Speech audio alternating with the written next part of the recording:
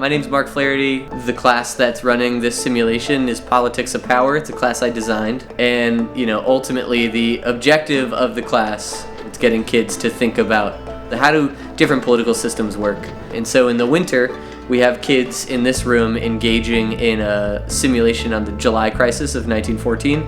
Kids have that intrinsic motivation that doesn't come from a lecture style class where it's like I'm playing a role and I need to win, right? There's victory objectives, there's winners, there's losers.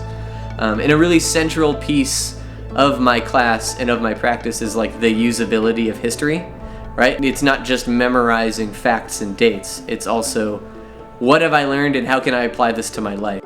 The kids really seeing like, oh, I'm working with others. I'm actively critically thinking, right? I'm not just like writing a paper about it. I'm creating my own history.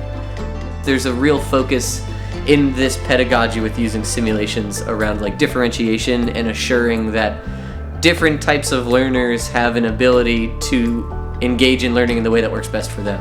And it's those types of opportunities that sort of get at the overarching goal of proctor learning. It's our responsibility to sort of, maintain different avenues for success while still holding really high expectations.